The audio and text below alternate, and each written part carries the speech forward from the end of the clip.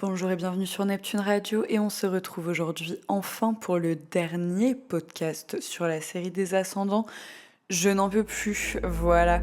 Quand on rencontre un ascendant poisson, il se passe souvent quelque chose d'assez subtil. C'est quelque chose qui nous touche inconsciemment. Souvent ce sont des personnes qui sont difficiles à cerner, ou bien nous-mêmes on a du mal à cerner ce qu'on ressent quand on est en face d'elles, parce qu'elle réveille directement des émotions assez profondes, assez symboliques, assez inconscientes. Le poisson nous parle vraiment de cet univers un petit peu imperceptible qu'il y a autour de nous, de choses invisibles.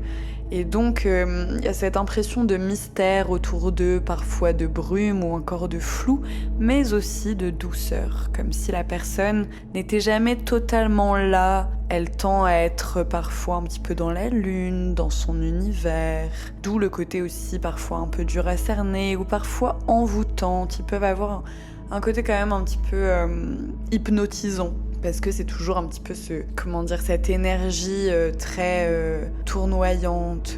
Voilà, c'est toujours très envoûtant, les ascendants en eau. Parfois même, ils sont un petit peu absents. Ça peut être quelque chose qu'on retrouve chez eux. Souvent, c'est des personnes réceptives, à tendance incertaine, mais elles sont faciles à vivre. Souvent des gens qui sont très sympathiques, très aimables, très gentils, parce qu'ils ont beaucoup d'empathie. Ils ont un côté vraiment courtois, assez hospitalier. On se sent souvent accueilli avec un ascendant poisson. C'est souvent des personnes aussi très idéalistes, très émotives. Elles ont du mal à ne pas être expressives sur leurs émotions. En fait, les moments où elles vont bloquer leurs émotions, ça va plus être dans la fuite ou dans quelque chose qui s'absente. Mais sinon, globalement, elles transmettent énormément d'émotions dans leur regard, dans leur manière d'être, etc. Parce qu'elles sont extrêmement émotives, tout simplement. On peut aussi, avec cet ascendant, être facilement impressionné, inspiré. On a un côté muse, ou bien on rencontre souvent des muses. Souvent, beaucoup d'ascendants poissons ont des facultés médiumniques, mystiques très fortes. En fait, c'est pas vraiment une façade qui va être dure ou tranchée, c'est plutôt une espèce de porte sur l'émotion, l'imaginaire, l'invisible, sur une sensibilité immédiate, une réceptivité aux ambiances, aux autres. Et on peut aussi projeter sur les ascendants poissons, en tant que personne extérieure à un ascendant poisson, des choses, un petit peu... c'est ce côté envoûtant de l'ascendant poisson qui fait qu'on va projeter sur eux une image qui peut nous envoûter ou parfois même une chimère. Ça va dépendre de l'énergie utilisée des ascendants poissons, je viendrai plus en détail tout à l'heure. Mais en tout cas, beaucoup d'ascendants poissons donnent un peu cette sensation d'être habités par quelque chose de mystique. Il y a Whitney Houston et Alicia Keys qui sont ascendants poissons et chez qui on sent un peu cette espèce d'intensité émotionnelle débordante qui passe avant même qu'elles se mettent à chanter. Puis après, évidemment, quand elles se mettent à chanter, c'est la fête. Mais au niveau de la transmission émotionnelle, elles sont très puissantes et je trouve que l'ascendant poisson leur va bien. Je trouve qu'Alicia Keys, elle a vraiment cette espèce de douceur, ce truc un peu enveloppant et en même temps envoûtant de l'ascendant poisson. Il y a aussi Marguerite Duras et John Coltrane qui ont cet ascendant et eux ils semblent assez on va dire qu'ils semblent branchés sur un espèce d'ailleurs. Ils ont une profondeur, quelque chose en fait on peut définir parfois les ascendants poissons comme des gens un peu perchés ou un peu dans leur monde ou un peu dans leur bulle. Voilà, ils sont dans leur univers, on va dire, parce que c'est Neptune, la planète qui les dirige, ma planète évidemment préférée car vous êtes sur Neptune Radio. N'hésitez pas d'ailleurs à aller voir mon site que je vous mets en barre de description si vous voulez une consultation privée. Et ensuite, donc Neptune dirige l'ascendant poisson. Donc ça va être intéressant de regarder si vous êtes ascendant poisson où est Neptune dans votre thème. Parce que selon l'endroit où il va être, comment il s'exprime, ça va vous donner des teintes encore plus précises sur votre ascendant. Neptune, c'est la planète des océans, des brumes, des idéaux, de la dissolution de l'ego. C'est une planète qui ne cherche pas à définir, mais plutôt à fondre et à dissoudre. Donc avec cet ascendant, l'identité ne se construit pas par opposition ou affirmation brute, mais plutôt par empathie, par résonance et par un travail intérieur extrêmement profond. Neptune peut apporter une grande intuition, une imagination extrêmement puissante, mais aussi une porosité émotionnelle, parfois une difficulté à poser des limites claires, parce qu'on a vraiment cette image des océans et de l'eau qui s'adaptent. On retrouve d'ailleurs l'artiste Julien Clerc qui a cet ascendant et je trouve qu'il correspond un petit peu à cette image très dissoute, un peu dans son monde aussi de l'ascendant poisson. Donc je le cite car je trouve que c'est pertinent. Il y a aussi Serge Gainsbourg que je n'aime pas du tout, qui est ascendant poisson, mais je trouve ça intéressant de le citer parce que je trouve aussi qu'il correspond bien à cette image un peu... il a eu ce côté mystique, envoûtant, et en même temps ce côté où... en vrai, les ascendants poissons, ils peuvent avoir quelque chose qui manipule.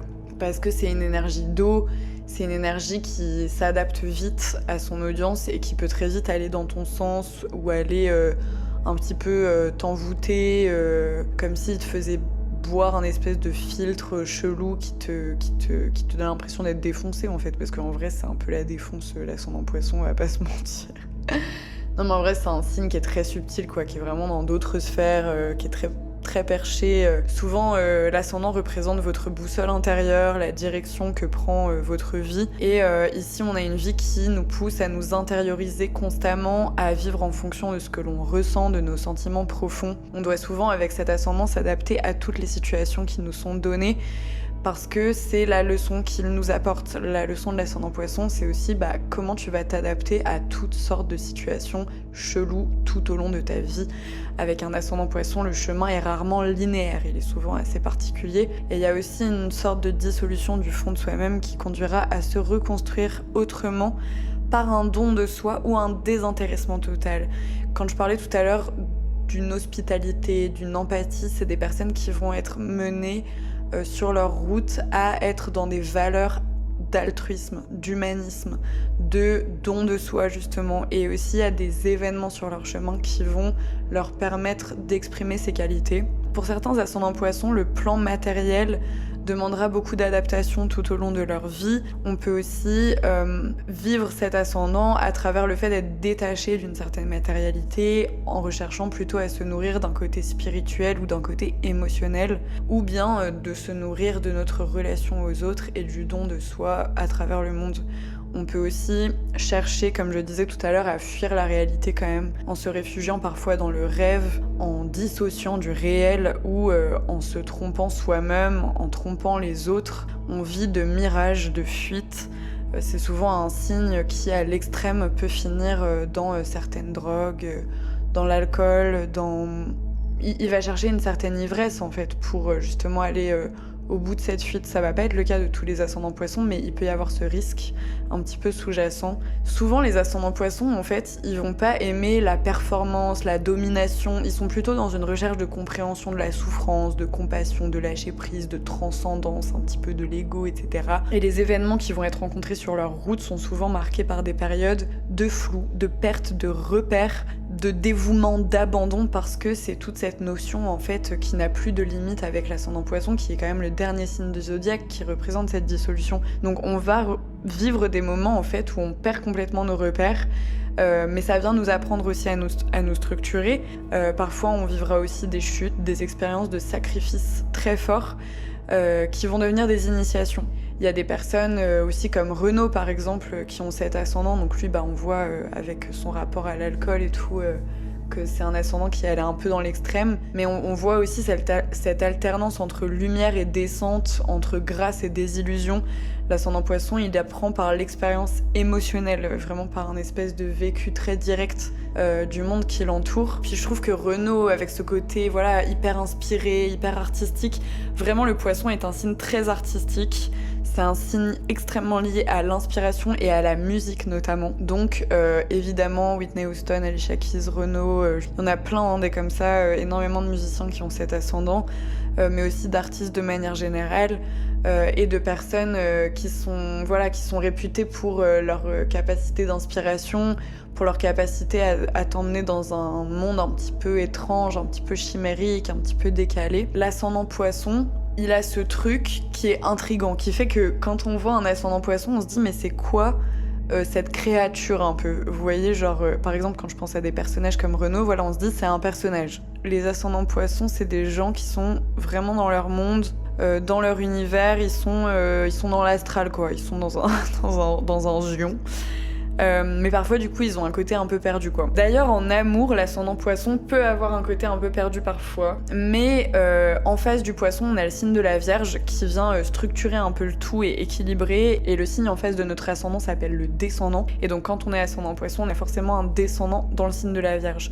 Et donc, en général, on va avoir des relations où on va rechercher chez notre partenaire quelqu'un de structuré, de critique, d'ambitieux, et qui va un petit peu structurer l'énergie du poisson. Donc là où le poisson ressent, idéalise, parfois se perd dans l'émotion, la Vierge, elle vient chercher de la clarté, de la fiabilité, du concret à travers l'autre. Elle a quand même quelque chose qui décortique beaucoup, qui analyse beaucoup, et avec l'empathie du poisson, c'est des personnes qui sont tout aussi sacrificielles que critiques envers les personnes qu'elles rencontrent. Et en amour, souvent, ils sont donc très investis, très empathiques, parfois fusionnels, ils aiment profondément. Ils peuvent aussi idéaliser ou avoir le syndrome du sauveur, surtout avec le descendant en Vierge qui les pousse à travers les relations à apprendre le discernement, les limites, le respect du quotidien, des détails. Mais voilà, souvent ça va être intéressant pour eux d'être attirés par des personnes plus ancrées, rationnelles, organisées, qui les aident à mettre de l'ordre dans le chaos par exemple, quand il y a trop d'émotions. Quand l'équilibre est trouvé, l'amour évidemment est un espace de guérison mutuelle et le poisson apporte une sensibilité et une compassion très forte. L'ascendant, c'est aussi vos masques. Quel est le masque que vous mettez, quels sont aussi les mécanismes de défense que vous avez tendance à utiliser. Et en général, chez les poissons, le masque peut être paradoxal, c'est-à-dire que il peut consister à se rendre invisible, il peut y avoir une timidité, une tendance à s'effacer quand on se sent mal, on peut fuir le conflit ou encore se fondre dans l'autre. Pour certains, ils joueront la fragilité ou au contraire, ils se réfugieront dans l'ironie, l'art. Bon, c'est toujours cool si c'est l'art, ou l'ironie, parfois ça peut être sympa, mais parfois ça va être dans d'autres sortes de fuites. Donc c'est vraiment une espèce de défense par dissolution, par dilution. Plutôt que de poser des limites, ils vont disparaître, et plutôt que d'affronter, ils vont glisser ailleurs. En fait, si un ascendant poisson, il est conscient qu'il peut envoûter, attention à ne pas l'utiliser du coup comme un moyen de manipulation. Par contre, dans le positif, ça peut être de très bons acteurs, ça peut être des personnes qui sont vraiment capables de s'adapter à plein d'environnements, et du coup de mettre un petit peu les masques qu'ils veulent, des masques caméléons, même si souvent ils ont quand même une image un petit peu bohème et un petit peu à part qui émane d'eux naturellement, même s'ils peuvent se fondre facilement à un peu tous les milieux. Quand Neptune déborde et que l'eau dépasse les bords, l'ascendant poisson peut tomber du coup dans l'évitement, dans la confusion de son identité. Il peut aussi avoir une dépendance affective ou une fuite affective. Souvent, c'est un signe qui est très paradoxal, qui est très duel. Et ils ont une tendance à l'auto-sabotage. En fait, les émotions de l'ascendant poisson, quand elles prennent le dessus, c'est très difficile parce que l'ascendant guidant quand même la couleur générale de votre vie, le poisson est extrêmement émotionnel, donc des fois ça peut être difficile d'avoir un chemin qui est autant sensible, qui est autant lié aux émotions, aux images, aux couleurs, aux ondes, etc. Parce que c'est quand même un monde qui est pas hyper adapté, je trouve, à l'image des ascendants poissons, quoi. Heureusement que c'est un signe qui, du coup, a ce côté adaptable, qui peut venir compenser. Mais sinon, c'est quand même des personnes qui, globalement, sont un peu ailleurs. Et aussi, parfois, à force de vouloir sauver, comprendre, ressentir, se sacrifier, ils s'oublient. Parfois, ils peuvent aussi avoir plus d'amour pour des concepts, plus d'amour pour des animaux que pour des humains. On remarque aussi souvent des personnalités parfois aussi qui manquent d'amour propre, qui manquent de confiance en elles, qui peuvent être timides. Dans les grandes qualités un petit peu de l'ascendant poisson, il y a vraiment cette espèce d'immensité, quoi. Pour moi, vraiment, l'image du poisson, c'est ce truc où tu plonges dedans, quoi. Il y a une espèce d'amour des arts, de la musique, des couleurs, des animaux, des sensations, de la nature. Ils sont souvent excellents dans le cinéma, la danse, l'écriture, la musique, les métiers aussi de soins ou d'accompagnement, dans la spiritualité, dans la création sous toutes ses formes. Il y a aussi Julien Doré qui a cette ascendance, ça lui va très bien, je trouve, même avec cette image un peu bohème, un peu chill, avec ses cheveux longs et tout, vraiment ascendant poisson à fond.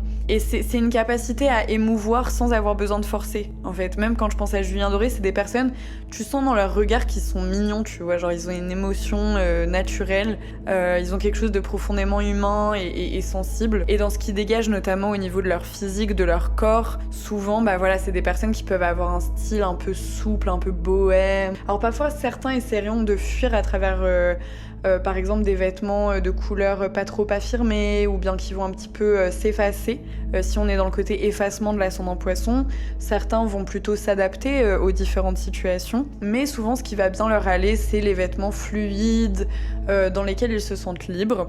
C'est des personnes qui ont un regard très profond et très émotif, parfois mélancolique, ils ont des traits assez doux, changeants aussi. On peut remarquer chez eux que leur visage s'adapte beaucoup à leur vie, à leurs humeurs. Ils ont une gestuelle fluide, une aura difficile à saisir, mais marquante quand même. Souvent on les remarque vraiment parce qu'ils dégagent, plus que parce qu'ils vont afficher ouvertement. Parfois les ascendants Poissons ont des particularités physiques au niveau de leurs cheveux, de leurs yeux. Je sais pas, par exemple, il peut y avoir genre des taches de rousseur particulières, il peut y avoir une couleur de cheveux qui va sortir de la norme qu'on connaît.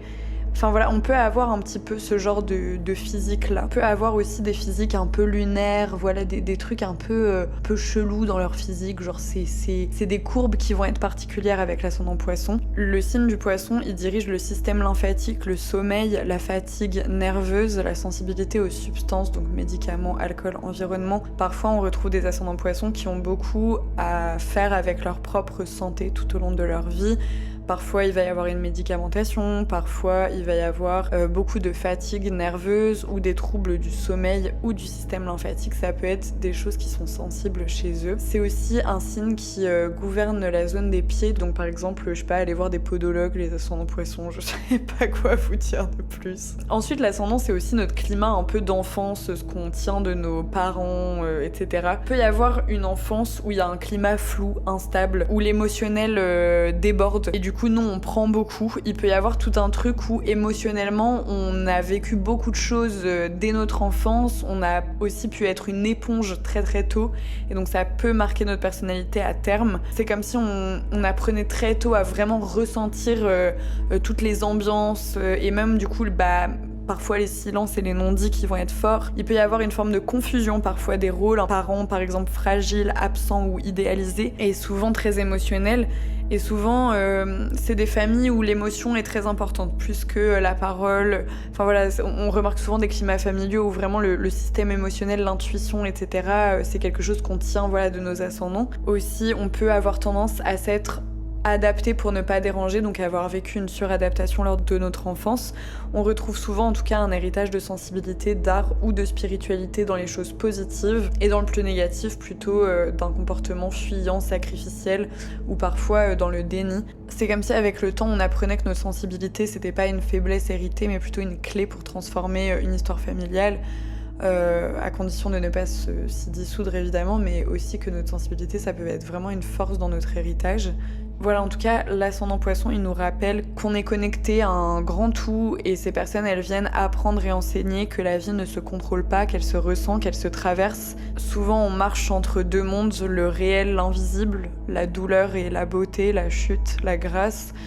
L'ascendant Poisson, il n'est pas là pour conquérir le monde, il est là pour l'adoucir, le comprendre, parfois le guérir. C'est un signe extrêmement beau, extrêmement sensible, extrêmement intuitif, qui a cette capacité à vous envoûter finalement et à créer un nouveau monde dans le monde lui-même. Donc voilà, j'espère que vous avez aimé cette série sur les ascendants. N'hésitez pas à regarder mon site si vous êtes intéressé par votre thème astral ou par les séances que je propose.